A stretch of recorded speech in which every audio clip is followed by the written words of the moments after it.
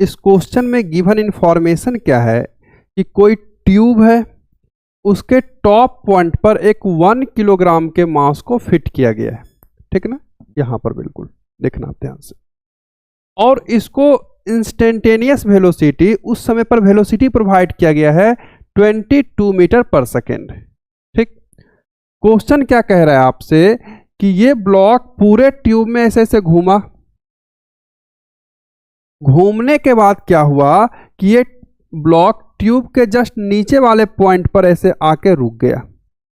रुक गया मतलब फाइनल वेलोसिटी क्या है बच्चे? 0। तो आपसे पूछा जा रहा है कि वर्क डन बाय ट्यूब निकालिए। देखो क्वेश्चन के इंफॉर्मेशन को समझना। क्वेश्चन में क्या गिवन है? ऑब्जेक्ट का इनिशियल वेलोसिटी, ऑब्जेक्ट का फाइनल वेलोसिटी, ठीक ना, और आपसे पूछा जा रहा है वर्क।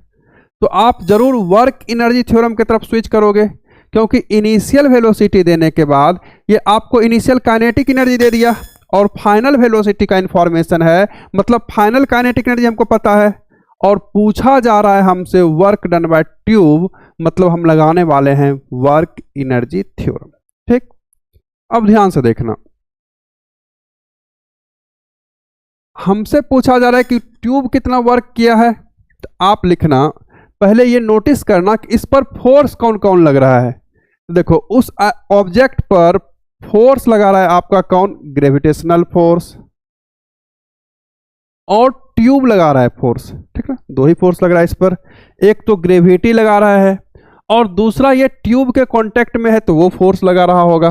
ठीक, और आप लिखो इंफॉर्मेशन, काइनेटिक एनर्जी क्या है बच्चे? इनिशियल।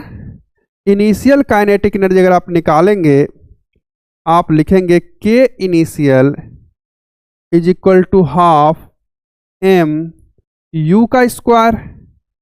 और आप ध्यान से देखोगे तो हाफ एम का वैल्यू कितना है यहाँ पर? 1, और यू है 22 का स्क्वायर। इसको अगर आप सॉल्व करेंगे तो हाफ इंटू 1 इंटू 484 ये आ जाएगा। आप इसको 2 से डिवाइड कर दीजिए तो क्या हो जाएगा? 242 जूल। देखिए इनिशियल काइनेटिक एनर्जी हमको पता चल गया, और फाइनल काइनेटिक एनर्जी कितना है बच्चे? फाइनल काइनेटिक एनर्जी है 0।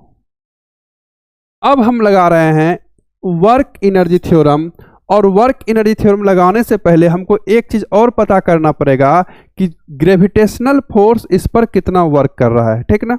आप work done by gravitational force लिखना, work done by gravitational force is equal to M G H. अब देखिए एच क्या है? वर्टिकल हाइट है। ऑब्जेक्ट ऊपर से नीचे आया है तो ग्रेविटेशनल फोर्स का जो वर्क होगा वो पॉजिटिव होगा। और कितना डिस्टेंस ट्रेवल किया है? तो ये डिस्टेंस है 30 सेंटीमीटर। क्वेश्चन में लिखा है साफ साफ, जो ट्यूब का डायमीटर है वो 30 सेंटीमीटर है। आप वर्क डन बाय ग्रेविटी लिखिए 1 इंटू 10 इंटू 30 सेंटीमीटर को मीटर में कन्वर्ट करने के लिए आप 100 से डिवाइड कर दीजिए। ये कैंसिल तो बचा कितना? 3 जूल। ठीक, और चूंकि ऑब्जेक्ट ऊपर से नीचे आया है तो work done by gravitational force positive होगा, समझे। अब देखो ऑब्जेक्ट पर फोर्स लग रहा था ग्रेविटी का, ट्यूब का, तो ट्यूब कितना वर्क कर रहा है ये तो पता ही करना है, तो निकालना ही पड़ेगा।